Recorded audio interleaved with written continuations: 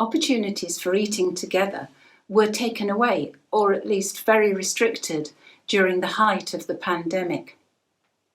We'd taken it for granted having a cup of tea with someone, or going round to someone's house to eat, walking down the street together eating chips, or getting together at a cafe or at a pub, celebrating together over food.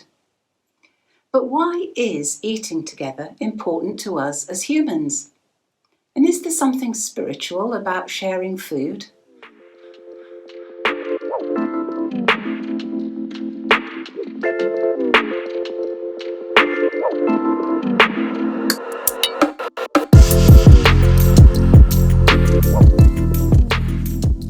Sociological studies show that eating with others is healthy emotionally. It gives us a sense of belonging and identity.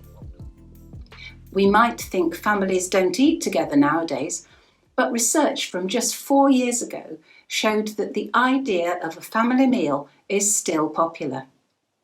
And people said that socialising over something to eat or drink satisfied their need for companionship. Another study on food sharing that was published just a couple of years ago looked at projects in London that promoted food sharing as a way of addressing social inequalities and divisions. The researcher found that when people cooked and ate together, it helped people to feel closer to one another. By doing that, they felt secure with each other and were more able to be open and trusting. And not surprisingly, longer conversations happened. And several people noted that the atmosphere was warm and lively. And you have to cooperate when you eat together, especially if you're eating from the same serving dish, don't you? Anthropologists say sharing food is more or less a worldwide symbol of love and security. So it looks like eating and drinking with people is important to us as humans. But is it spiritual?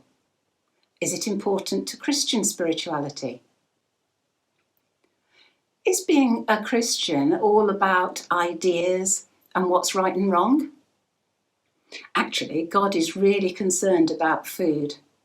From planning and making a world filled with all kinds of good things to eat, through to coming and living with us as a human who needed food. And Jesus, as an adult, seems to have done a lot of talking about God over meals. He particularly liked having meals with those people who were excluded from eating with so-called respectable people. And on an occasion or two when people had been with him all day in a very out-of-the-way place, he felt sorry for them because they were hungry and tired, and he miraculously fed about 5,000 people with just a few bread rolls and a couple of fish. I wonder if these were things that were just symbolic gestures or illustrations about God for Jesus, or were they to him the really important actions that showed what living God's way is all about? I think what we do around food is deeply spiritual. Where is food on the church's agenda? I wonder, do I do something to provide food for people who are hungry? And I wonder, who do I actually enjoy eating with? Who do I have cups of tea or coffee with?